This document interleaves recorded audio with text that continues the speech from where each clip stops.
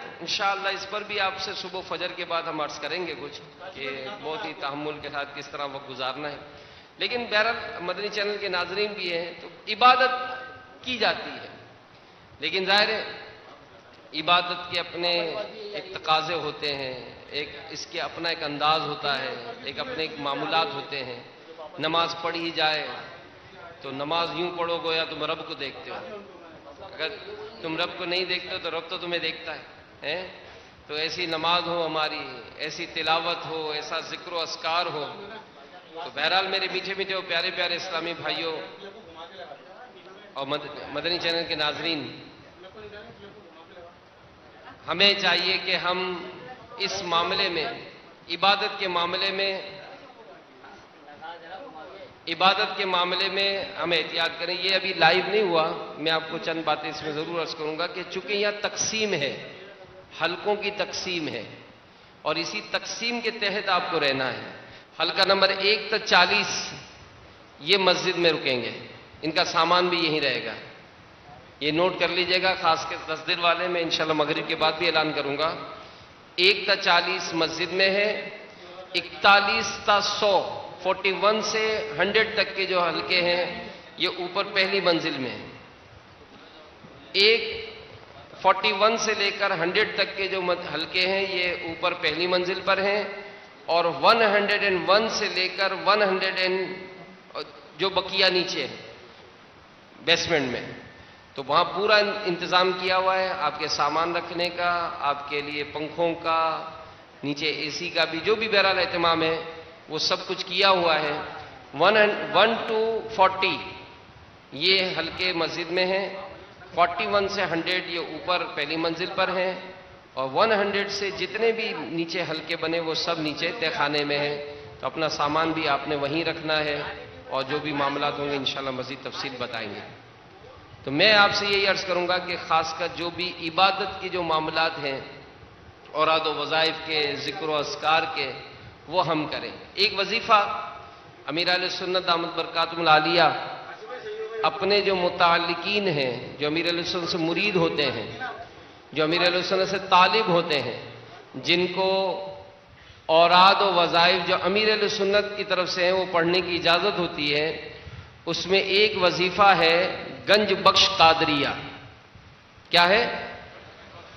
تو فجر میں جو پڑھا جاتا ہے 100 مرتبہ یا عزیز یا اللہ. کیا پڑھتے ہیں؟ سب مل کر کہیں، کیا کہیں گے؟ یا عزیز یا اللہ. یہ 100 مرتبہ پڑھنا ہے. اس کی فضائل ہیں، کتابوں میں علماء نے لکھے ہیں. ایک فضیلت یہ بھی پڑھی تھی کہ جو صبح یہ 100 مرتبہ پڑھے تو دن بھر میں جو اس کے جائز کام ہو اللہ تعالیٰ پورا فرما دیتا ہے. پھر ظہر کی نماز کے بعد پڑھا جاتا ہے یا کریم یا اللہ. کیا پڑھیں گے؟ کیا پڑھیں گے؟ کیا پڑھیں گے؟ یا کریم یا اللہ. یہ 100 مرتبہ ظہر کے بعد پڑھنا ہے. اور عصر کی نماز کے بعد پڑھنا ہے یا جبار یا اللہ، یا جبار یا اللہ. سب مل کر کہیں یا جبار یا اللہ. یہ بھی 100 مرتبہ پڑھنا ہے. اور مغرب کی نماز کے بعد پڑھنا ہے یا ستار یا اللہ، یا ستار یا اللہ، یا ستار یا اللہ. اور عشاء کی نماز کے بعد پڑھنا ہے یا غفار یا اللہ، یا غفار یا اللہ، یا غفار یا اللہ. تو یہ اوراد و وظائف یہ بزرگوں سے جو ملتے ہیں تو اس کی ایک اپنی اہمیت ہوتی ہے، ایک اپنی اس کی برکت ہوتی ہے. اور وہ بہت خوش نصیب مرید ہوتا ہے، طالب ہوتا ہے کہ جو اپنے مرشد کی طرف سے ملے گئے اوراد و وظائف یہ پڑھنے کی پابندی کرتا ہے. بعض اوقات جو اسلام بھائی اس بات کا جو شکوہ کرتے ہیں کہ ہمیں اپنے پیر صاحب کی برکتیں چاہیے اور نہیں مل رہی ہیں، تو یہ دیکھیں کہ کیا ان کا اس طرح کے معاملات میں حصہ ہے یا نہیں ہے. اگر وہ یہ عمل کریں تو دیکھیں کہ اس کی برکتیں جو ہیں وہ آپ کو بے شمار ملیں گی. اور وہی بات ہے کہ اعتقاد جتنا مضبوط ہوگا اتنی ہی زیادہ اس کی برکتیں ملیں گی. اللہ تعالی ہم سب کو برکتیں عطا فرمائے. آمین بجاہ النبی الامین صلی اللہ تعالی علیہ وآلہ وسلم. صلوا علی الحبیب صلی اللہ تعالی علیہ وسلم.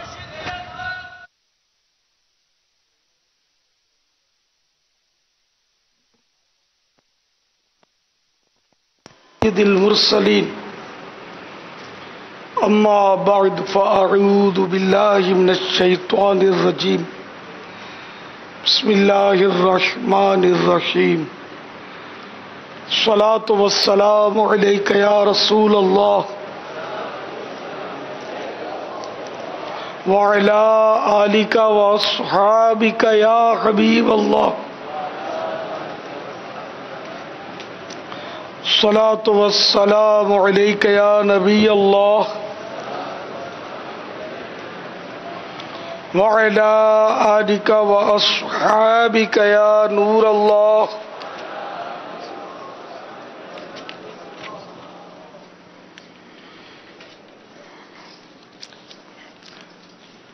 رسالہ ضیاء درود السلام پیج نمبر 9. فرمان مصطفیٰ صلی اللہ تعالی علیہ وآلہ وسلم، جب تم رسولوں پر درود پاک پڑھو تو مجھ پر بھی پڑھو. بے شک میں تمام جہانوں کے رب کا رسول ہوں. صلو علی الحبیب صلی اللہ تعالی علی محمد.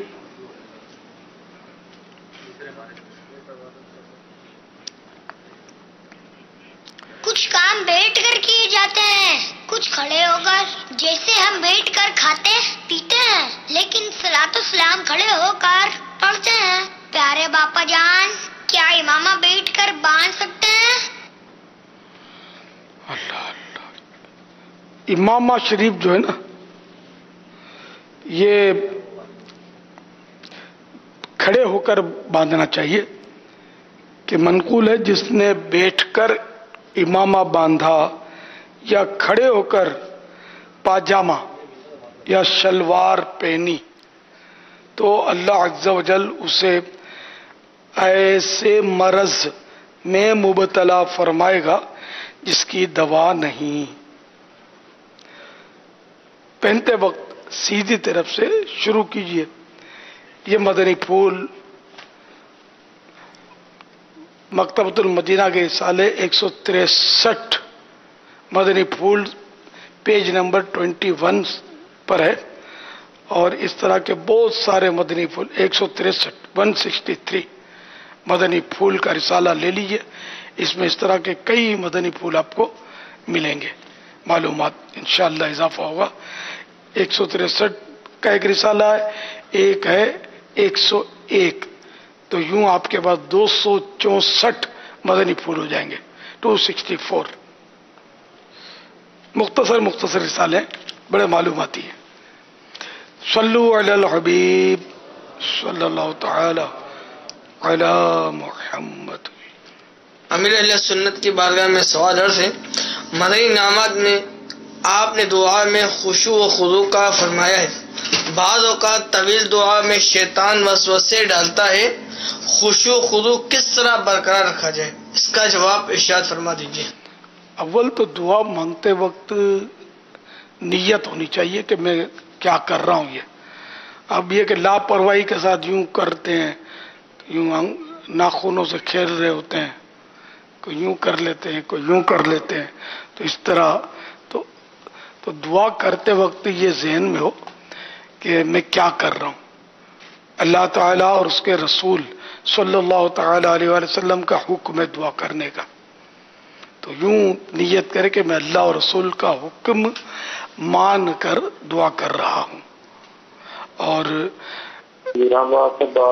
اگر یہ یاد ہے آیت تو یہ آیت ذہن میں دہرائے، ادعونی استجب لکم، مجھ سے دعا کرو میں قبول کروں گا. تو اگر آیت یاد نہیں ہے تو یوں کہ مطلب ذہن میں کہ اللہ تعالیٰ فرماتا ہے کہ مجھ سے دعا کرو میں قبول کروں گا، میں اس لیے دعا کر رہا ہوں، تو اللہ کی اطاعت کر رہا ہوں، اللہ کا حکم مان رہا ہوں، تو اس میں یہ آ گئی یہ آیت انڈائریکٹ، مطلب کہ اس میں بھی ادعونی یعنی مجھ سے دعا کرو، تو یہ اللہ تعالیٰ کا حکم ہے. تو انشاءاللہ یہ نیتیں کریں گے نا. اچھا، پھر یہ کہ یہ ذہن میں ہو کہ دعا یہ اللہ تعالیٰ کی عبادت ہے، تو شیطان تو ظاہر عبادت میں دل تو نہیں لگنے دیتا، تو آدمی کوشش کرے شیطان کو نفس کو بھگائے کہ نہیں میں تو یہ عبادت کروں گا، اللہ سے مانگوں گا دعا. تو یہ کہ ظاہری طور پر بھلے ہم جو چاہتے ہیں وہ نہیں ملا، لیکن یہ دعا عبادت اس کا ثواب ملے گا، اور آخرت میں جب بندہ ان دعاؤں کا ثواب دیکھے گا جو دنیا میں قبول نہیں ہوئی تھی تو تمنا کرے گا کہ کاش میری کوئی دعا قبول نہ ہوتی. تو یوں مطلب دعا کے لیے ذہن بنائے. پھر اب خشوع اور خضوع نہیں آ رہا تو یہ ذہن میں لائے کہ جیسے ہم اگر دنیا بھی کسی سے مفاد ہو، کوئی یعنی کہ اپنا نوکری ہے تو سیٹھ سے مفاد ہو، یا افسر سے کوئی کام پڑے، یا پولیس کے کوئی افسر سے، ایس ایچ او سے، فلاں سے، میجر سے، کرنل سے کام پڑے، یا منسٹر سے، تو اس کے سامنے کس طرح آدمی اپنی اپیل یا درخواست یا اپلیکیشن پیش کرتا ہے نا، بالکل ذہن بنا کر اور ذہن دماغ حاضر کر کے بڑی لجاجت سے سر کر کے یوں اس کی خوشامد کر کے پیش کرتا اس کو، نہ کہ یوں ادھر ادھر دیکھتے ہوئے. ظاہر تو جب یہ کہ دنیاوی افسر کے سامنے بالکل بندہ وہ محتاط ہو کر پیش کرتا ہے، تو اللہ تعالیٰ کی بارگاہ میں جب حاضر ہو دعا مانگے تو اس کو کتنا محتاط ہونا چاہیے کہ اللہ تعالیٰ سے تو بڑا کوئی ہے ہی نہیں، سب سے بڑا وہی ہے، اور جس کو بڑائی ملی اسی کے در سے ملی. تو یوں انشاءاللہ ذہن بنائیں گے اور کوشش کریں. خشوع نہیں آتا تو خشوع لائیں، زبردستی بھی لا سکتے ہیں، لیکن مطلب اپنا منہ رونے ایسا کر رہے ہیں، گڑ گڑانے، جیسے افسر کے پاس بھی گڑ گڑاتے ہیں تو بنانا ہی پڑتا ہے نا. تو وہاں گڑ گڑانے کی کوئی فضیلت میں بیان نہیں کر رہا، میں ایک مثال دے رہا ہوں. کبھی گڑ گڑانا وہ جھوٹا بھی ہوتا ہوگا، دھوکہ دینا بھی ہوتا ہوگا، اور غلط کام بھی کروانا ہوتا ہے لوگوں کو بارہا ان لوگوں سے، لیکن اللہ تعالیٰ سے تو کوئی غلط کام کروانے کا تصور ہے ہی نہیں. ہم اللہ تعالیٰ تو وہی کرے گا جو درست ہوگا، یقیناً وہ غلط کرتا ہی نہیں ہے، نہ وہ بھول کرتا ہے نہ وہ ظلم کرتا ہے، کئی چیزوں سے وہ پاک ہے. تو زبردستی گڑ گڑانے جیسا منہ بنائے، اعضاء میں وہ نہیں ہو، عاجزی پیدا کرے، رونا آئے تو بے شک روئے، نہیں آتا تو رونے جیسا منہ بنا لے. تو دعا میں کوشش کر کے رونا، گڑ گڑانا، رونے جیسا منہ بنانا، یہ سب ثواب کے کام ہیں. اگر کوئی اس طرح کرتا بھی ہو تو اس پر یہ تنقید کرنا تو گنجائش ہی نہیں ہے نا کہ یہ غلط روتا ہے. تو مطلب یہ کہ زبردستی رونا بھی تو ثواب ہے نا. تو حدیثیں اس کی موجود ہیں، کئی روایتیں. یہ فیضان رمضان جو نئی آئی ہے اس میں الوداع کا پورا ایک باب ہے، اس میں اس طرح کے دلائل پیش کیے گئے کہ وہ بندہ رونے کی کوشش کرے. اللہ کی بارگاہ میں نہیں روئے گا تو کہاں روئے گا؟ البتہ دوسروں کو دکھانے کے لیے نہ روئے، دوسروں کو دکھانے کے لیے ریا کے لیے روئے گا تو گناہ گار ہوگا. اب کس کی نیت کیا ہمیں تو نہیں پتا، تو جو رو رہا ہے تو ہم اس پر ریا کا الزام نہیں لگائیں گے. بزرگوں کا تو قول ہے کہ اگر کسی کو روتا دیکھو تو تم بھی رونے لگو. یہ نہیں کہ اس کے اوپر کہ کیوں رو رہا ہے اور دکھا رہا ہے اور لوگوں کو اپنا گرویدہ کر رہا ہے، فلاں کر رہا ہے، اسی میں ہم رہ جائیں گے. ہم اپنا کریں، اپنے اندر اخلاص پیدا کریں. تو انشاءاللہ اس طرح کوشش کریں گے تو دعا میں خشوع پیدا ہوگا. واللہ تعالی اعلم ورسولہ اعلم عز وجل وصلی اللہ تعالی علیہ وآلہ وسلم. صلو علی الحبیب صلی اللہ تعالی علی محمد. پیارے پاپا جان، رمضان کے مہینے میں 10 دن عشرہ رحمت، 10 دن عشرہ مغفرت اور 10 دن جہنم سے آزادی، کیا یہ اصطلاح دور رسالت سے ہے یا اس کی اصطلاح علماء دین نے تقسیم فرمائی؟ اس پر مدنی پھول ارشاد فرما دیجئے۔ یہ تو حدیث پاک میں ہے کہ پہلا عشرہ جو ہے یہ رحمت کا ہے، اور بیچ کا عشرہ جو ہے یہ مغفرت کا، اور تیسرا جہنم سے آزادی کا ہے، حدیث پاک میں۔ واللہ تعالی اعلم ورسولہ اعلم عز وجل وصلی اللہ تعالی علیہ وآلہ وسلم صلو علی الحبیب صلی اللہ تعالی علی محمد۔ میرا نام محمد فہم زاتاری ہے، میں راولپنڈی سے عرض کر رہا ہوں، پیارے امیر اہل سنت، آپ کا مدنی مقابلہ بہت اچھا ہے، اور میرا آپ سے یہ سوال ہے کہ پیارے مدنی منع اور مدنی منیا روزے دار کے سامنے یہ چیز کھا سکتے ہیں یا نہیں؟ السلام علیکم ورحمۃ اللہ وبرکاتہ۔ وعلیکم السلام ورحمۃ اللہ وبرکاتہ۔ مدنی منع مدنی منیا ان کو کلی اختیارات ہیں، ان پر کوئی اس طرح کا قلم نہیں ہے، یہ کھا پی سکتے ہیں۔ امی ابو روزہ رکھیں تو ان کو کھا پی سکتے ہیں۔ ہاں اگر امی منع کرے، ابو منع کریں کہ نہیں ہمارے سامنے نہیں کھاؤ، ہمارا جی للچاتا ہے، تو پھر امی ابو کی مان لیں اور چھپ کے کھا لیں۔ واللہ تعالی اعلم ورسولہ اعلم عز وجل وصلی اللہ تعالی علیہ وآلہ وسلم صلو علی الحبیب صلی اللہ تعالی علی محمد۔ بانی امیر اہل سنت بانی دعوت اسلامی کی بارگاہ میں عرض ہے کہ 4 مئی 2017 کو دعوت اسلامی کے ہفتہ وار سنتوں بھرے اجتماع میں درود و سلام کے فضائل کے حوالے سے جو بیان ہوا، اس میں دیدار مصطفیٰ کے 2 وظائف بھی بتائے گئے۔ اب اگر کوئی اسلامی بھائی یہ وظائف کرے، اس کے باوجود اس کو دیدار نہیں ہو رہا، تو اس کی کیا وجوہات ہو سکتی ہیں؟ آیا یہ جتنا درود پاک اس میں لکھا گیا ہے اتنا ہی پڑھنا ہے، یا مزید اس میں کچھ ہے، یا کیا کیا اور اسباب ہو سکتے ہیں کہ جن کی وجہ سے یہ سعادت نہیں مل پا رہی؟ کن فیکٹرز کے اوپر جو ہے غور و خوض کرنا چاہیے؟ اس حوالے سے رہنمائی ارشاد فرمائیں، جزاک اللہ خیرہ۔ درود پاک جو پڑھے جاتے ہیں، اعلیٰ حضرت نے بڑا پیارا اس میں مدنی پھول ارشاد فرمائے کہ اس میں یہ دل میں بات لائے بھی نہیں، اس بات کا تصور بھی نہ کرے کہ میں پڑھوں گا تو زیارت ہوگی، پڑھے پھر آگے ان کا کرم ہے۔ تو اصل بات تو ان کے کرم پر موقوف ہے، ورنہ حقیقت تو یہ کہ دیدار کے قابل تو کہاں میری نظر ہے، دیدار کے قابل تو کہاں میری نظر ہے، یہ تیری عنایت ہے جو رخ تیرا ادھر ہے۔ وہ یہ کہ اپنے آپ کو اس قابل نہ سمجھے، بس ان کے کرم پر نظر رکھے، وہ چاہیں گے تو ضرور اپنے جلووں سے مشرف فرمائیں گے، ورنہ یہ کہ وہ سنیں یا نہ سنیں ان کے بہر حال خوشی، درد دل ہم تو کہے جائیں گے انشاءاللہ عز و جل۔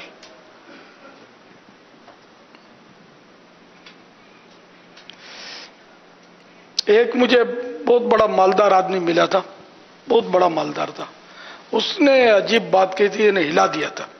اس نے کہا تھا کہ یہ بولتے ہیں کہ سرکار صلی اللہ تعالی علیہ وسلم کو لوگ بلاتے ہیں، جیسے تشریف لائیے، آئیے آئیے ہمارے گھر آئیے، ہے نا۔ میں تو کبھی نہیں بلاتا، میرا گھر اس قابل ہی نہیں ہے کہ میں سرکار صلی اللہ تعالی علیہ وسلم سے عرض کروں کہ میرے یہاں تشریف لائیے۔ میں حیرت زدہ رہ گیا، داڑھی والے تھے لیکن بہت بڑی پارٹی تھی، اربوں پتی لگ رہے تھے مجھے، ان کی کانیں تھی، اب پتہ نہیں زندہ ہوں گی نہیں، بہت پرانی بات ہے، سفید رشتے۔ تو مجھے ان کی بات بہت سمجھ میں آئی کہ واقعی ہمارا گھر اس قابل ہی کا ہے کہ ہم بلائیں۔ وہ تشریف لائے، یہ ان کا کرم تھا، یہ گھر تھا کہاں ان کے آنے کے قابل۔ دیدار کے قابل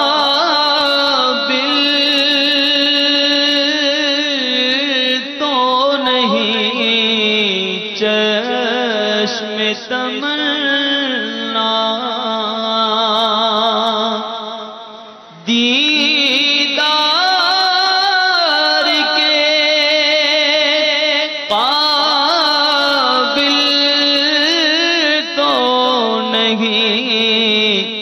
میں تمنا لیکن وہ کبھی خواب میں آئیں تو عجب کیا، لیکن وہ کبھی خواب میں آئیں تو عجب کیا۔ صلو علی الحبیب صلی اللہ تعالی علی محمد۔ مدنی چینل لائیو پر جو ہمارے فیس بک پیج پر براہ راست دیکھا جا رہا ہے امیر سنت کا یہ مدنی مذاکرہ، اس پر سوال آیا ہے کہ وضو میں وسوسے آتے ہیں تو کیا کرنا چاہیے؟ وضو میں وسوسے آئیں تو وسوسوں کی طرف توجہ نہ دیں۔ ہاں یہ ہے کہ وضو کرنے کے بعد وسوسے آئیں کہ پتہ نہیں میرا وضو ہے یا نہیں، تو وضو ہے جب تک ایسا یقین نہ ہو وضو ٹوٹنے کا جس پر بندہ قسم کھا سکے۔ جیسے پیشاب کرنے گیا، پیشاب کر کے آیا ہے اور پتہ کہ پیشاب کر کے آیا تو اب قسم کھا سکتا ہے کہ میرا وضو نہیں ہے، اور ویسے اب بہت دیر ہو گئی ہے، ظہر کا میرا وضو ہے، مغرب کا ٹائم ہونے لگا ہے، پتہ نہیں ٹوٹ گیا ہوگا تو ہوگا کہ نہیں ہوگا، تو وضو ہے۔ وہمات سے وضو نہیں ٹوٹتا جب تک کنفرمیشن نہ ہو، یقینی معلومات نہ ہو اپنے وضو کے تعلق سے۔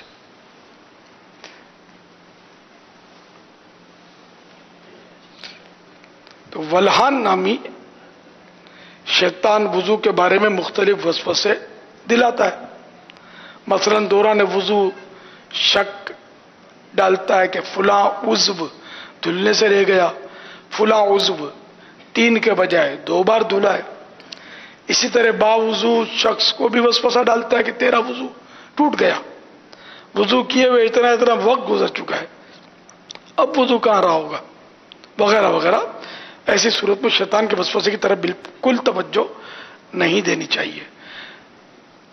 وضو میں وسوسے ڈالنے والے شیطان کے بارے میں شہنشاہ مدینہ صلی اللہ تعالی علیہ وآلہ وسلم کا فرمان عالی شان ہے، وضو کے لیے ایک شیطان ہے جس کا نام ولہان ہے، لہذا تم پانی کے وسوسوں سے بچو۔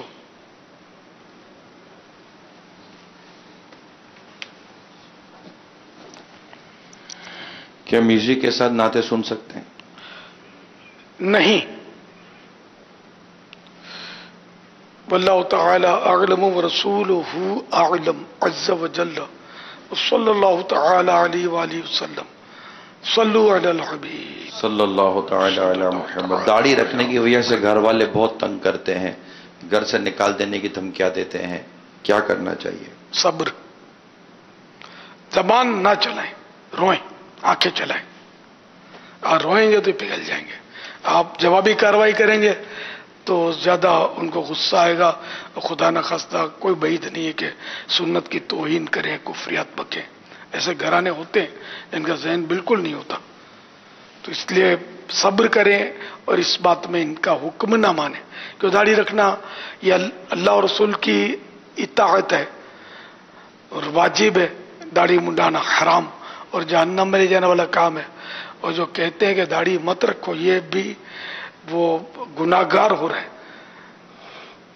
ان کو ایسا نہیں کرنا چاہیے کہ یہ تو ولید بن مغیرہ جیسے سخت کافر کے بارے میں وعیدیں آئی ہیں، وہ اس کی مطلب ہے کہ صفت جو ہے وہ بیان کی گئی ہے، وہ مناع للخیر، یعنی بھلائی سے بڑا روکنے والا، تو یہ ولید بن مغیرہ کی صفت ہے۔ تو جو بھلائی سے روکتا ہے وہ اس آیت کے تحت آ جاتا ہے کہ بھلائی سے روکتا ہے۔ یہاں تک کہ اعلیٰ حضرت رحمۃ اللہ تعالی علیہ فرماتے ہیں کہ اگر کوئی نفل روزے سے بھی روکتا ہے بغیر کسی وجہ کے تو وہ بھی اس میں داخل ہے، مناع للخیر، یعنی بھلائی سے روکنے والے میں، جبکہ کوئی وجہ تو روزے سے تو روکنے کی وجہ ہے، نفل روزے سے وہ روکنے کی کہ اس کی نوکری ہے اور سیٹ آپ سے پورا کام چاہتا ہے تو بولے گا کہ ظاہر ہے کہ یا تو روزہ رکھو یا نوکری کرو، کام نہیں ہو رہا نفل روزے سے، تو نفل روزہ پھر رکھنا یہ کہ ترک کرنا ہوگا۔ تو اسی طرح استاد ہے، دینی تعلیم آپ لے رہے ہیں اور آپ جب روزہ رکھتے ہیں تو وہ اپنے پڑھائی نہیں کر پاتے، جو دینی تعلیم ہے وہ نہیں کر پا رہے، تو اب استاد آپ کو منع کر سکتا ہے کہ روزہ مت رکھو، پڑھو۔ اسی طرح واقعی کمزور ہے اور ماں باپ شفقت کی وجہ سے کہہ رہے کہ بیٹا نفل روزے نہ رکھو، تم دیکھو کمزور ہو جاتے ہو، تو اس طرح کی ضرورتیں ہوں تو منع کرنا یہ جائز ہے، گناہ نہیں ہے۔ اور امام یہ داڑھی میں تو اسی کو وجہ ہے نہیں کہ داڑھی تو ہے واجب، اس کو تو رکھنا ضروری ہے، نہ رکھے تو گناہ گار ہے، تو اس کو منع نہیں کر سکتے۔ واللہ تعالی اعلم ورسولہ اعلم عز وجل وصلی اللہ تعالی علیہ وآلہ وسلم۔ اور یہ بھی نہیں کہہ سکتے کہ چھوٹی چھوٹی رکھو، فیشن کی رکھو، بلکہ ایک مٹھی پوری نیچے سے گلے کی طرف دبا کر، یوں کر کے تو پھر وہ آگے پیچھے ہو جاتی ہے، یوں کر کے۔ تو یہ داڑھی جو ایک مٹھی سے نیچے نکلے اس کو کاٹ سکتے ہیں، بلکہ سنت ہے کہ ایک مٹھی سے زیادہ ہو اس کو کاٹا جائے، ایک قول ہے یہ۔ واللہ تعالی اعلم ورسولہ اعلم عز وجل وصلی اللہ تعالی علیہ وآلہ وسلم۔ صلو علی الحبیب صلی اللہ تعالی علی محمد۔ حافظہ جو ہوتی ہیں اسلامی بہنیں، کیا انہیں بھی تراویح میں پورا قرآن ختم کرنا ضروری ہے؟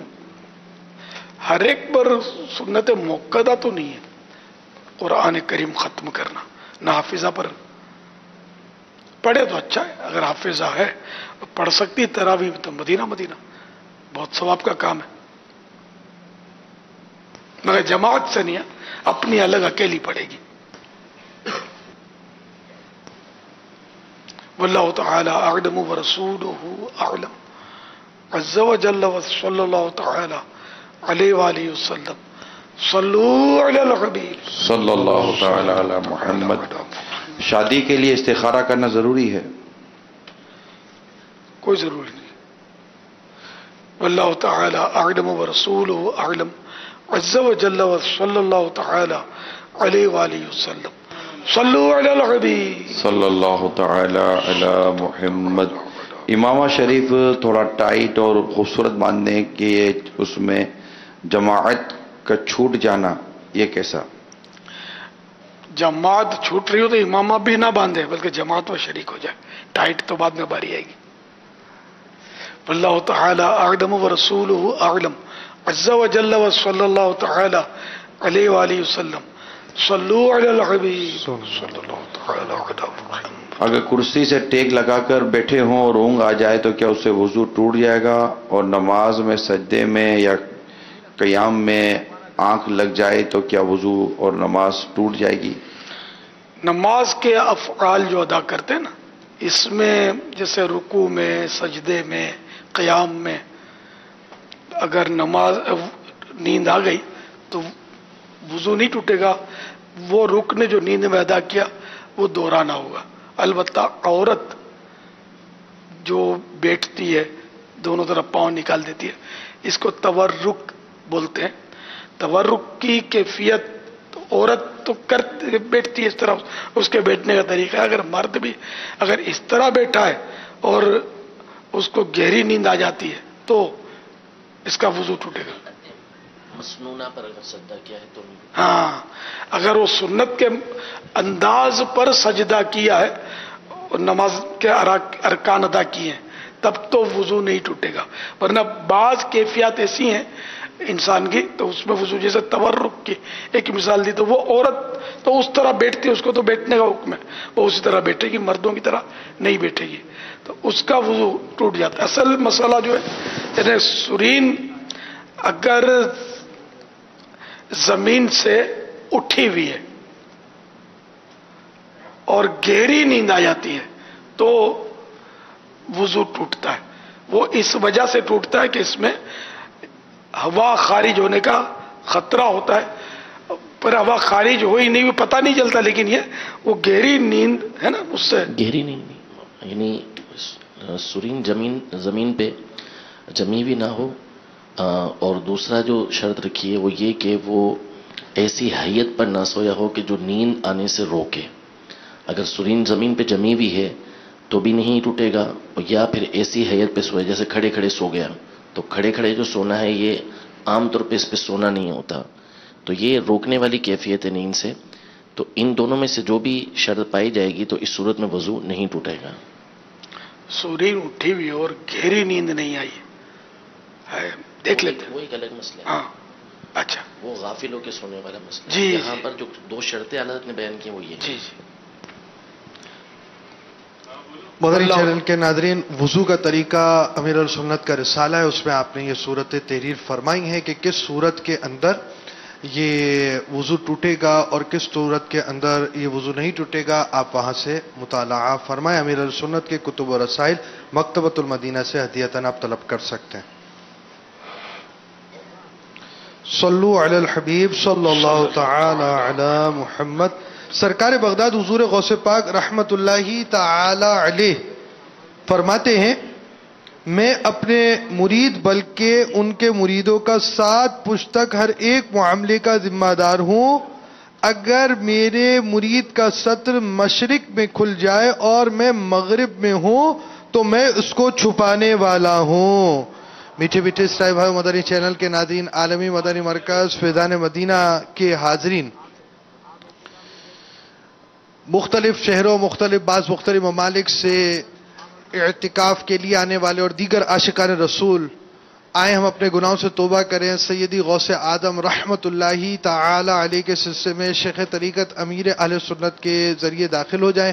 امیر اہل سنت جو الفاظ ادا فرمائے آپ بھی دہرائیں، اس کی برکت سے آپ سلسلہ عالیہ، قادریہ، عطاریہ میں داخل ہوں گے. اور وہ ناظرین و حاضرین جو پہلے ہی کسی سلسلے میں داخل ہیں چاہیں تو بیعت برکت حاصل کر سکتے ہیں. امیر اہل سنت فرمائے مرید ہوتا ہوں میں، تو آپ کہیے طالب ہوتا ہوں میں. آپ اپنے ہی پیر صاحب کے مرید رہیں گے، انشاءاللہ عز و جل اس سلسلے کا فیضان بھی جاری ہو جائے گا. میں امیر اہل سنت سے عرض کرتا ہوں میں توبہ بھی کروا دے، سیدی غوث اعظم رحمت اللہ تعالی علیہ کے سلسلے میں داخل بھی فرما لیں. الصلاۃ والسلام علیک یا رسول اللہ وعلی آلک واصحابک یا حبیب اللہ.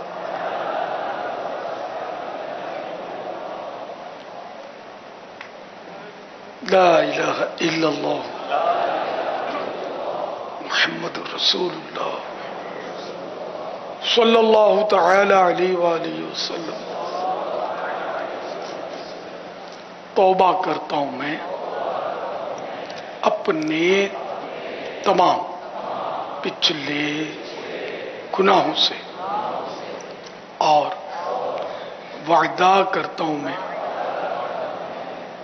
کہ آئندہ شریعت پر چلوں گا، بد مذہبوں اور برے لوگوں کی صحبت سے بچتا رہوں گا، نماز روزے کی پابندی کرتا رہوں گا، ماں باپ کی نافرمانی، جھوٹ، غیبت، چغلی، وعدہ خلافی، گالی گلوچ، فلمیں، ڈرامے، گانے باجے، بے پردگی وغیرہ وغیرہ گناہوں سے بچتا رہوں گا. اے اللہ میری اس توبہ کو قبول فرما اور مجھے میرے وعدے پر ثابت قدم رکھ. مرید ہوتا ہوں میں خاندان عالی شان قادریہ رضویہ میں نے اپنا ہاتھ آپ کے ہاتھ میں دیا اور آپ کے ذریعے سے سرکار بغداد حضور غوث پاک رضی اللہ تعالیٰ عنہ کے ہاتھ میں دیا. اے اللہ مجھے جناب غوث اعظم کے مریدوں میں قبول فرماؤ اور کل قیامت میں غوث پاک کے غلاموں میں اٹھا. صلاۃ والسلام علیک یا نبی اللہ وعلی آلک واصحابک یا نور اللہ. کہتے ہیں میرے پاس 60,000 درہم کی گاڑی ہے، کیا اس پر زکوٰۃ واجب ہے؟ اگر استعمال کی ہے، بیچنے کے لیے نہیں خریدی تو زکوٰۃ نہیں ہے اس پر، قیمت چاہے کتنی ہو اس کی. واللہ تعالی اعلم ورسولہ اعلم عز وجل وصلی اللہ تعالی علیہ وآلہ وسلم. صلو علی الحبیب صلی اللہ تعالی علی محمد. فرحان یوسف ہیں کہ معتکف کسی مریض کی عیادت یا نماز جنازہ میں شریک ہو سکتا ہے؟ اگر مریض مسجد کے اندر ہے، جیسے معتکف بیمار، معتکف بھی ہوتے ہیں، غیر معتکف بیمار ہے، تو مسجد کے اندر رہتے ہوئے عیادت کر سکتا ہے.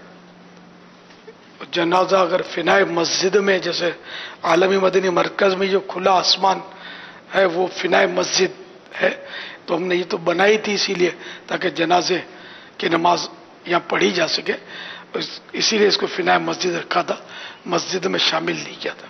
تو وہاں اگر جنازے میں شریک ہوا تو ٹھیک ہے، حرج نہیں ہے. خارج مسجد نہیں جا سکتا، نہ عیادت کے لیے نہ جنازے کے لیے. یہ سنت اعتکاف کے مسئلے عرض کر رہا ہوں. 10 دن کے سنت اعتکاف کے لیے ماشاءاللہ کثیر تعداد میں عاشقان رمضان تشریف لا چکے ہیں. ابھی آمد و رفت کا سلسلہ جاری ہے. اللہ کرے یہ سب غروب آفتاب سے پہلے پہلے مسجد کے اندر داخل ہو جائیں. اگر یہ خارج مسجد رہ گئے تو پھر یہ ان کا اعتکاف، سنت اعتکاف 10 دن والا نہیں ہوگا.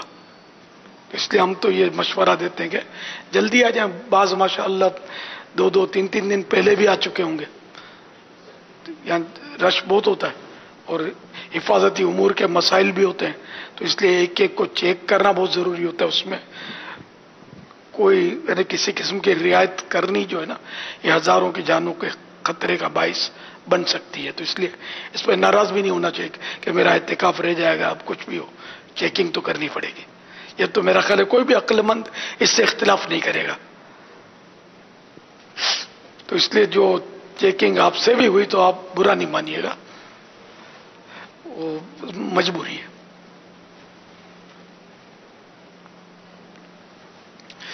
ہوائی جہاز میں جائیں گے، مدینے جانا ہوگا تو وہاں تو ایسی چیکنگ ہوتی ہے کہ یہاں سے بھی زیادہ ہارڈ چیکنگ ہوتی ہے. صلو علی الحبیب صلی اللہ تعالی علی محمد. اچھا، جو 10 دن کے لیے اعتکاف کے لیے، جیسے یہ ذہن میں پہلے ہی ہے کہ میں 10 دن کے لیے اعتکاف کے لیے آیا ہوں، یہی اس کی نیت ہے. یہ ذہن میں رکھیے گا کہ اس کی وہ نیت سے جو اندر آ گیا ہے اس کی اعتکاف کی نیت ہو گئی، جبکہ واقعی دل میں نیت ہے کہ میں اعتکاف سے آیا ہوں، اعتکاف کے لیے آیا ہوں. پھر بھی یہ چاہے تو نیت کر لیں، نویت سنت الاعتکاف، میں نے سنت اعتکاف کی نیت کی. اس کے معنی ہے یہ بھی نیت کر لیں کہ میں رمضان شریف کے آخری عشرے کے اعتکاف کی نیت میں نے کہیے، میں جس طرح کہتا ہوں، میں نے رمضان المبارک کے آخری عشرے کی نیت کی. اب پھر سے دوہرا لیجیے، جس کو اعتکاف کرنا ہے وہی نیت کریں گے. بعض ایسے ہوں گے جن کو 10 دن کا نہیں کرنا ہوگا تو وہ نہ بولیں، نہ دل میں نیت کریں. صلو علی الحبیب صلی اللہ تعالی علی محمد. رمضان المبارک کے آخری عشرے کے اعتکاف کی میں نے نیت کی. صلو علی الحبیب صلی اللہ تعالی علی محمد. تو کوئی لفظ نہیں ٹوٹا، چھوٹا نہیں. صلو علی الحبیب صلی اللہ تعالی علی محمد. اول تو پاپا فیس بک پر بہت سارے آپ کے لیے دعائیں بھی آ رہی ہیں اور سلام بھی آ رہے ہیں. علیکم وعلیکم السلام. آپ کو بھی دعائیں دے رہے ہیں، نیز یہ کہ اپنے لیے اپنے گھر والوں کے لیے اور جو تکالیف میں مبتلا ہیں ان کے لیے بھی وہ کہہ رہے ہیں کہ اب آپا ہمارے لیے دعا کر دیں. تو ناظرین اور حاضرین سب کے لیے بھی آپ دعا بھی کر دیں. اللہ مریضوں پر، تکلیف زدوں پر، مصیبت زدوں پر، بے روزگاروں پر، سبھی پر اپنی رحمت کی نظر فرمائے. سب کی جائز مرادوں پر کرم کی نگاہ کرے. آمین آمین. ان کی دعائیں بھی میرے حق میں قبول فرمائے. آمین آمین آمین بجاہ النبی الامین صلی اللہ تعالی علیہ وآلہ وسلم. صلو علی صلی الحبیب. اللہ تعالی علی محمد. رزق کی تقسیم کا وقت کون سا ہوتا ہے؟ وہ تو شب براءت کے بارے میں بھی تو ہے نا کہ سارے سال کا رزق جو وہ اس میں تقسیم کر دیا جاتا ہے. اچھا ویسے یہ بھی ہے جی. طلوع فجر سے لے کر فجر کا وقت ختم ہونے تک کے درمیان اللہ تعالیٰ اپنے بندوں کے درمیان رزق تقسیم فرماتا ہے. یہ روز کا روز یہ حدیث پاک میں ہے. سبحان اللہ.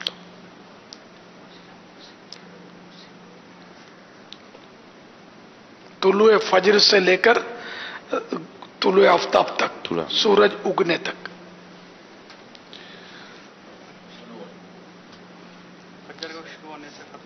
فجر کا وقت شروع ہونے سے لے کر فجر کا وقت ختم ہونے فجر کا وقت ختم ہونے تک اللہ تعالیٰ اپنے بندوں کا رزق جو ہے وہ تقسیم فرماتا ہے.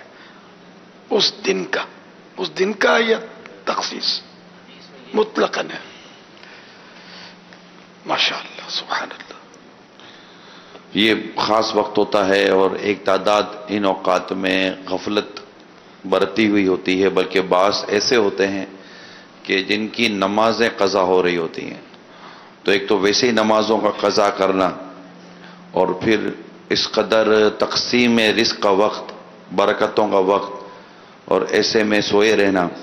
اگر دعوت اسلامی کے مدنی ماحول کی برکتیں دیکھیں تو دعوت اسلامی کا مدنی ماحول یہ فجر سے پہلے ہی تہجد کی نماز کا درس دیتا ہے، جو کہ اسلام و دین کی خوبصورت سی ایک ادا ہے اور شریعت کا ایک بڑا پیارا اس میں ایک عمل ہے شریعت اسلام، جو ہمیں تہجد کی جو ترغیب دیتا ملتی ہے. پھر صدائے مدینہ کہ فجر میں جگانا، اس کے بعد اسلامی بھائی جماعت کے ساتھ نماز ادا کرتے ہیں، اور اس کے بعد ایک مدنی حلقہ لگتا ہے جس میں درس فیضان سورت قرآن کریم کی تفسیر وغیرہ کا ہوتا ہے، اور اسی میں طلوع آفتاب ہو جاتی ہے، یعنی کہ سورج طلوع ہو جاتا ہے عموماً ہمارے یہاں. تو یہ ایک اہم ترین وقت ہوتا ہے. اگر دعوت اسلامی کے مدنی ماحول سے وابستہ رہیں اور ان کے مدنی کاموں کو کرنے کی ہم سوچ بنائیں تو خود اپنا بہت بھلا ہے.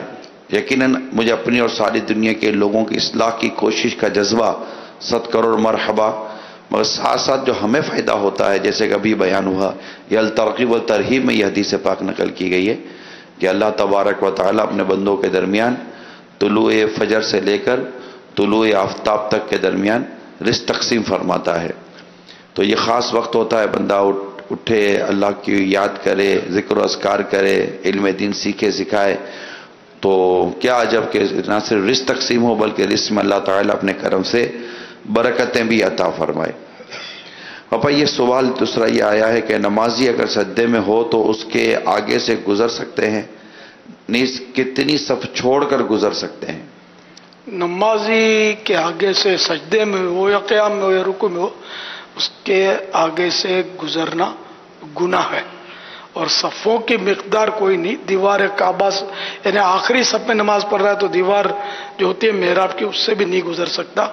وہ مسجد کبیر کے आकाम है, जो पाकिस्तान में तो शायद कोई भी मस्जिद कबीर न हो, उसके फिर अपने वो आकाम है। आमतौर पर मस्जिदों में जो है ना वो ये मसला जो मैंने अर्ज किया, या मैदान में पड़ रहा है तो फिर जहां यानी 3 सफों के आगे से गुजर सकता है।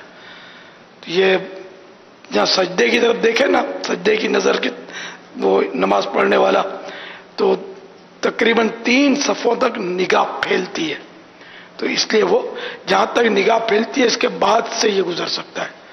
तो 3 सफों की मिकदार उलमा ने लिखी है मैदान के लिए। और मस्जिद कबीर ये ना बहुत बड़ी मस्जिद, जिसका वो एक इसकी तारीफ है, जिसको मैं मस्जिद बड़ी कह दूं या आप कह दें वो बड़ी नहीं, इसकी बाकायदा इन्हें के तारीफात है जिसमें उलमा के अकवाल मुख्तलिफ हैं। और पाकिस्तान में कोई भी मस्जिद बड़ी मस्जिद नहीं है, हिंद में भी नहीं है जो मेरी मालूमात है।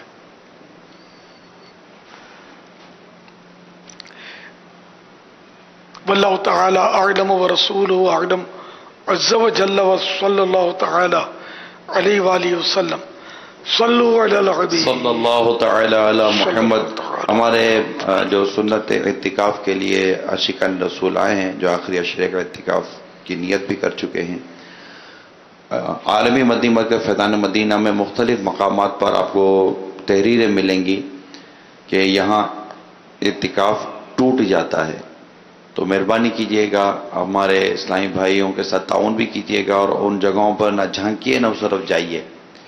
अपने इस अहम तरीन अमल को संभालने की आपकी अपनी एक जिम्मेदारी है और उस जिम्मेदारी को समझने की भी आप कोशिश कीजिएगा। सल्लु अलल हबीब सल्लल्लाहु तआला अला मुहम्मद। अब जमाअत से नमाज पढ़ने की क्या अहमियत है? नमाज बाजमात ये वाजिब है अपने शराइत के साथ। तो बिला उज़्र जमाअत को तर्क करेगा तो गुनाहगार और अज़ाब नार का हकदार होगा। यहाँ तक कि पड़ोसी भी अगर इसमें खामोश रहेंगे कि मेरा एक पड़ोसी जमात से नमाज नहीं पढ़ता, तो वो भी खामोश न रहे, उसको समझाए, वरना ये पड़ोसी भी गुनाहगार होंगे। उसके फजाइल भी हैं कि नमाज जो जमात से पढ़ी जाए तो 27 दर्जे 27 गुना सवाब ज्यादा मिलता है। अल्लाह फरमान मुस्तफ़ा सल्लल्लाहु तआला अलैहि वसल्लम, नमाज जमात तन्हा पढ़ने से 27 दर्जे बढ़कर है।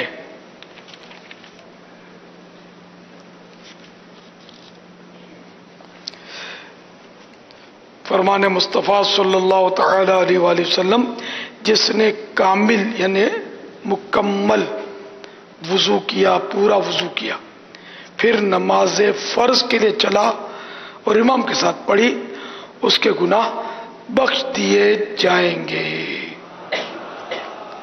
फरमान मुस्तफ़ा सल्लल्लाहु तआला अलैहि वसल्लम, अगर ये नमाज जमाअत से पीछे रह जाने वाला जानता कि इस जाने वाले के लिए क्या है, तो घिसटता हुआ हाजिर होता। इस जाने वाले के लिए जो नमाज के लिए गया, जो अल्लाह के लिए, एक फरमान मुस्तफ़ा सल्लल्लाहु तआला अलैहि वसल्लम, जो अल्लाह के लिए 40 दिन बाजमाअत पढ़े और तकबीर ऊला पाए, उसके लिए 2 आजादियां लिख दी जाएंगी, एक नार से, दूसरी निफाक से। नार निके जहन्नम, नार के माना आग होते हैं, तो नार जहन्नम का तबका मुराद है, या औल जहन्नम, तो एक नार से यानी जहन्नम से और दूसरे निफाक से यानी मुनाफकत से।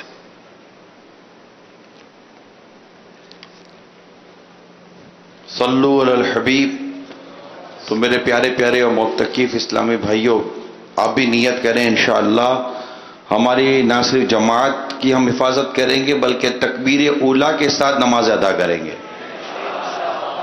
سب سے پہلی جو تکبیر کہی جاتی ہے، امام صاحب جو کہتے ہیں، یہ تکبیر اولا ہے۔ ہم اکیلے پڑھیں نماز تب بھی جو پہلی تکبیر کہیں گے یہ تکبیر اولا ہے۔ اس کو تکبیر تحریمہ بھی بولتے ہیں۔ تو تکبیر اولا بھی ہم کو امام کے ساتھ ملے تو اس کا طریقہ ذہن میں رکھیے گا۔ یہ نہیں کہ آپ امام سے بھی جلدی اپنے اللہ اکبر ختم کر لیں۔ اگر امام سے پہلے اللہ اکبر ختم کر لی تو نماز شروع ہی نہیں ہوگی، جماعت نماز نہیں ہوگی۔ تو اس لیے طریقہ اس کا یہ ہے کہ امام جب اللہ اکبر کہے تو امام جب بر پر پہنچے تو اب اپنی ہم اللہ اکبر کہنا شروع کریں گے نا تو یہ صحیح ہو جائے گا کہ امام کے بعد ہماری تکبیر ختم ہوگی۔ اور اگر کسی کو پہلی رکعت کا رکوع بھی مل گیا تب بھی اس کو تکبیر اولا کا ثواب مل جاتا ہے، لیکن جتنا جلدی شامل ہوں گے قراءت وغیرہ میں اتنا اس کا ثواب بڑھے گا نا۔ تو پہلی تکبیر ہی مل جائے تو کیا بات ہے۔ جس طرح طریقہ میں نے عرض کیا اس طریقے کے مطابق پہلی تکبیر لینی ہے، نہ کہ امام سے بھی پہلے ختم کر دینا ہے۔ مگر اس کے لیے دوسروں کی اختلافی نہیں کرنی، دھکم پل نہیں کرنی، پہلی صف کے لیے جھگڑے نہیں کرنے، کسی کا دل نہیں دکھانا، گھورنا جھڑکنا، یہ سب مسجد کے باہر نہ چھوڑاؤ تو وہ ابھی چھوڑ دیں، ابھی شروع نہیں ہوا آپ کے 10 دن کے اعتکاف کا ٹائم، اور یہ پھر ہمیشہ کے لیے اس کو چھوڑنا ہے اور توبہ کرنی ہے دل آزاریوں سے کہ مسلمان کو اگر ہم راحت نہیں پہنچا سکتے تو کم از کم تکلیف تو نہ پہنچائیں بلکہ راحت پہنچانے والے بنے۔ صلو علی الحبیب صلی اللہ تعالی۔ اتنی بڑی تعداد میں کیسے خیال رکھیں گے کہ کسی کو میری وجہ سے تکلیف نہ ہو جائے؟ آپ دیکھیں باہر بھی اسلامی بھائی، اندر بھی اسلامی بھائی، وضو خانے پر، استنجا خانے میں، تو صفوں میں، یہاں وہاں۔ اب اس میں ہم کتنا خیال رکھیں کہ لوگوں کو تکلیف نہ ہو؟ آدمی کو چاہیے کہ وہ خود خیال رکھے اس کو تکلیف نہ ہو، اب میں کس کس کا خیال رکھوں گا؟ نہیں تو اب اس کا مطلب وہ ٹانگیں الاڑتا ہوا، لاتے اچھالتا ہوا تو نہیں گزرے گا نا، اس میں سمٹ کر بھینچ کر نکلنا ہے کہ کسی کو تکلیف نہ ہو، جب جب ضرورت ہو احتیاط کرنی ہے، نہ لات سے تکلیف پہنچانی ہے، نہ آنکھ سے پہنچانی ہے، نہ ہاتھ سے پہنچانی ہے، نہ دھکا مارنا ہے، جہاں جگہ ملے وہاں بیٹھ جانا ہے۔ جگہ میری فکس ہو گئی ہے تو کیا میں بار بار وہیں آ کر نہیں بیٹھوں؟ تو یہ اللہ کا گھر ہے، آپ کا گھر تو ہے نہیں، آپ نے الاٹ تو نہیں کرایا ہے۔ جو بیٹھ جائے اس کی جگہ اتنی دیر کے لیے جتنی دیر یہ بیٹھا۔ ہاں کسی نے پہلے سے جو بیٹھا ہوا ہے اور اب وہ پیشاب لگ گیا، وضو کرنا ہے، تو اس کا طریقہ یہ کہ اپنا کوئی کپڑا رکھ دیا اور ساتھ میں برابر والوں کو گواہ کر لیا، دیکھو بھائی میری جگہ آئی ہے، آپ تھوڑا مہربانی کر کے خیال رکھیے گا، میں ابھی آیا وضو کر کے، تو استنجا وضو کر کے آ گیا تو یہاں اب بیٹھ سکتا ہی ہے۔ لیکن یہ نہیں کہ یوں چادر چھوڑ دی اور اب گھومتے گھامتے رہے، کھاتے پیتے رہے، گپے مارتے رہے اور جھگڑے شروع کر دے میری جگہ، اتنی دیر کے لیے نہیں، استنجا وضو کے لیے یہ رعایت مل سکتی ہے، وہ بھی جبکہ پہلے سے بیٹھا ہے۔ یہ نہیں کہ آیا اور چادر رکھ دی اور اب بولا کہ میری جگہ ہے میں وضو کر کے آ رہا ہوں، یہ پہلے سے بیٹھا ہوا تو میرا ساتھی جا رہا ہے، اس کا وضو ہے، اس کو میں نے اپنی رومال یا چادر دے دی کہ تم جا کر اپنے ساتھ رکھ دو، میں آتا ہوں وضو استنجا کر کے، جگہ چلی جائے گی۔ نہیں یہ طریقہ غلط ہے، یہ تو پھر تو پوری صف نہ گھیر لے کوئی ایک ہی، یہ میرا پورا گروپ آیا ہوا ہے اعتکاف کے لیے، یہ دیکھو یہ خبردار کوئی ادھر پہلی صف میں نماز نہیں پڑھنا، میرا گروپ پڑھے گا، وہ سب کے رومال رکھ دیے، تو پھر جو جھگڑے ہوں گے نا ہم نمٹا نہیں سکتے۔ ابھی جو نئے معتکف آئے ہیں یہ بولیں گے کہ یہ جو شروع سے آ کر بیٹھے نہ پہلی صف میں جگہ دیتے نہ دوسری صف میں جگہ دیتے، اب ہم تو نیت کر کے رہتے کہ ہم فیضان مدینہ میں پہلی اور دوسری صف میں نمازیں پڑھیں گے، تو یہ تو جگہ ملی نہیں ہے، نہ پہلی میں نہ دوسری میں، تو پہلے سے لوگ بیٹھے ہوئے ہیں، تو یہ کیا بات ہوئی ہم کو؟ یہ جاتے تو ہے نا کھانے پینے کے لیے، سونے کے لیے، تو آپ ان سے جلدی اگر بیٹھیے، یہ آخر یہ بیچارے اس طرح بیٹھتے ہیں، میں نے دیکھا ہے کہ سحری کے لیے بھی نہیں جاتے ہیں. سحری کے وقت میں نے دیکھا ہے بعضوں کو، وہ اپنا کچھ تھیلی میں سے نکالتے ہیں، ڈبل روٹی اور کچھ بیچارے وہ کھا رہے ہوتے ہیں. یہ ان کے قور میں بھی توجہ نہیں کرتے. تو بنو ایسے آپ بھی، لو پہلی صف. اور سو پہلی صف میں جگہ ہوتی ہے، کیونکہ ہمارا کھانے کا حلقہ ہے نا، یہ 100% کامیاب ہوتا ہے. اس میں کسی کو ترغیب کی ضرورت نہیں ہوتی کہ کھا لو بھائی، آ جاؤ کھا لو کھا لو. نہیں، میں اعلان کرتے تھے، میں نے بند کروا دیا کہ یار کیوں، مطلب مسجد کا مائی کے کیوں شور مچاتے ہو یار، یہ خود ڈھونڈ لیں گے کہاں ہے کھانا. ہاں اپنے کو مدنی مذاکرہ ہے، مدنی حلقہ، دعائیں یاد کروانی ہے تو منتیں کرنی پڑتی، بھائی آ جاؤ بیٹو آ جاؤ. تو یہ تو ہے، مطلب نفس کی شرارت تو یہاں بھی ساتھ تو آتی ہے. تو یہ کہ اپنا پہلی صف چاہیے تو یہیں جس طرح میں نے بتایا کھانے پینے کے ڈھنگ بھی ہونے چاہیے، کوئی ذرات وغیرہ گرنے نہیں چاہیے مسجد کے فرش پر، نہ دریاں آلود ہوں مسجد کی نمازوں کی، احتیاط. اچھا، یہ اندر باہر جتنے بھی اسلام بھائی اس وقت موجود ہیں، میں چاہوں گا کہ ابھی دعائے افطار کا وقت ہونے والا ہے، لیکن اس سے قبل، کیونکہ پھر مغرب کی اذان، پھر نماز، اور نماز کے بعد پھر کھانے کا ایک سلسلہ رہتا ہے، تو جو ایک تعداد نہیں آئی ہے وہ شاید اس کو پتہ نہیں کس طرح یہ آئیں آپ باہر سے آپ، تو وہ پھر کھانے کا جو حال ہوتا ہے وہ بھی حال ہوتا ہے. اگر چند مدنی پھول امیل سنت کے لے لیے جائیں کہ ہم نے جو کھانا کھانا ہے مغرب کے بعد کا، وہ اس میں ہم نے کیا کیا احتیاطیں کرنی ہیں تاکہ اللہ تبارک و تعالیٰ کی جو نعمت ہے اناج، یہ غذائیں، ان کی ہم قدر کر سکیں اور اس کو ضائع ہونے سے ہم بچا سکیں. مغرب کی نماز کے بعد تو دیکھیں آپ کو بھاگنا نہیں ہے، ادھر سے بھاگم بھاگ نہیں کرنی. 3 فرض کے بعد 6 رکعت اگر آپ پڑھیں گے نا، 2 کر کے پڑھ لیں، 6 رکعت نماز پڑھنی ہے، جس میں 2 سنتیں بھی ہیں گی، 4 نفلیں. تو یہ ہمیشہ کے لیے آپ اس کی اگر عادت بنا لیں سارا سال تو فائدہ بہت ہے اس کا. اس کو اوابین کی نماز کہتے ہیں. اور جو کوئی مغرب کے بعد اس طرح 6 رکعت جو پڑھے، ایک سلام کے ساتھ پڑھنے کا بھی طریقہ ہے، لیکن افضل وہ یہ کہ 2 کر کے پڑھے. تو جو کوئی مغرب کے فرضوں کے بعد یہ 6 رکعتیں پڑھے اور بیچ میں کوئی بری بات نہ کرے تو 12 سال کی عبادت کا ثواب ملتا ہے. تو سارا ہی سال اس کی تو مطلب کرتے ہیں پڑھنے والے ماشاءاللہ، عاشقان رسول، دعوت اسلامی کے مدنی ماحول میں اس کی ترغیب ہے، پڑھنے والے پڑھتے ہیں الحمدللہ. تو اس کی عادت بنائیے. تو رمضان میں نہیں پڑھیں گے تو پھر کب پڑھیں گے؟ اس میں تو ثواب بھی زیادہ ہے نا، کہ نفل کا ثواب فرض کے برابر، فرض کا 70 گنا. پھر صورت یہ دعا ہوگی، دعا جو نمازوں کے بعد ہوتی ہے مختصر سی. اس کے بعد تلاوت ہوگی سورۃ الملک، یہ 4-5 منٹ کی تلاوت ہوتی ہے. اس میں اطمینان سے آپ بیٹھیں، تلاوت سنیں. تلاوت کے بعد آپ کھانا یہاں تو نہیں کھلاتے، کھانا باہر کھلاتے ہیں. یہ فنائے مسجد کھلے آسمان کے نیچے اور اوپر 3 منزلوں پر، 3 جگہ پر. یہاں اندر میں نہیں کھلایا جاتا کھانا.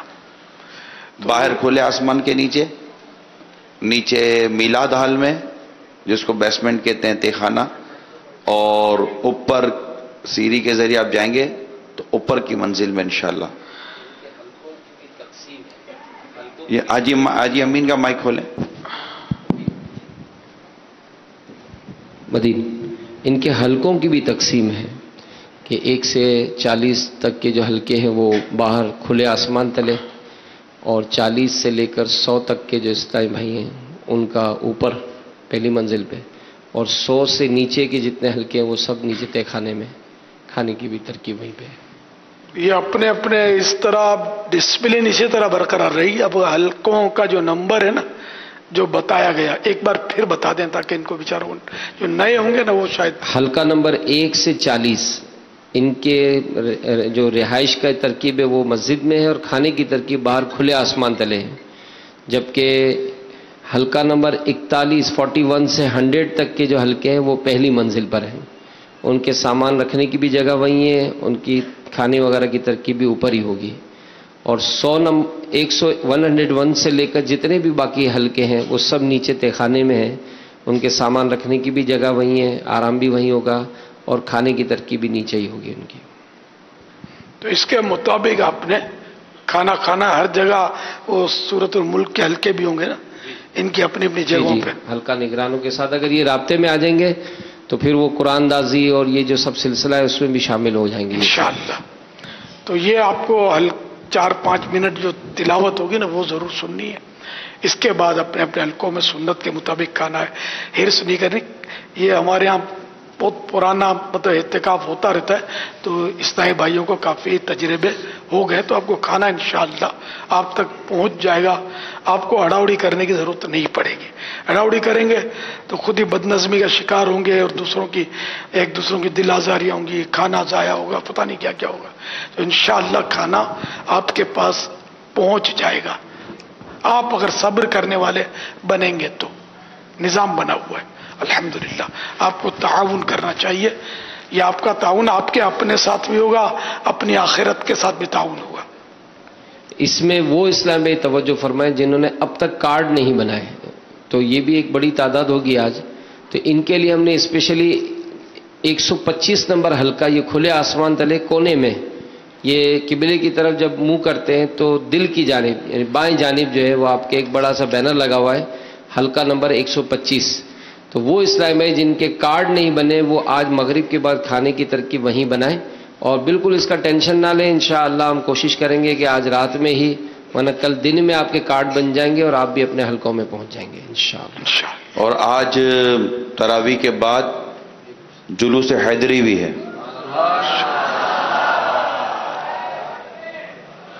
ہمارا نعرہ ہے، ہمارا نعرہ سن لیں، دعوت اسلامی کا نعرہ سن لیں، اور جو میں نعرہ اس وقت آپ کو بتا رہا ہوں انشاءاللہ اس نعرے کو ہم لگاتے رہیں گے۔ میں نعرہ لگاؤں آپ جواب دیجیے گا، اور اس نعرے کو یاد بھی کر لیجیے گا، فیضان مشکل کشا، فیضان مشکل کشا، فیضان مشکل کشا،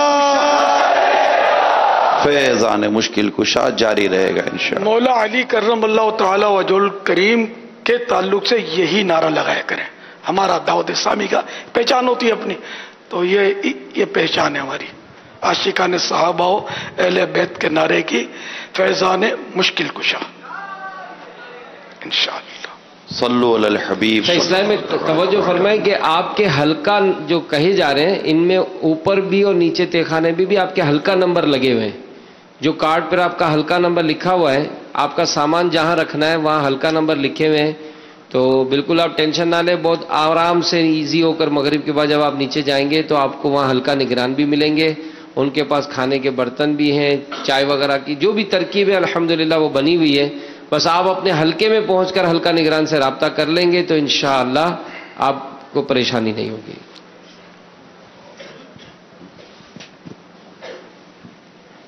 دعا افطار ہے، اور آج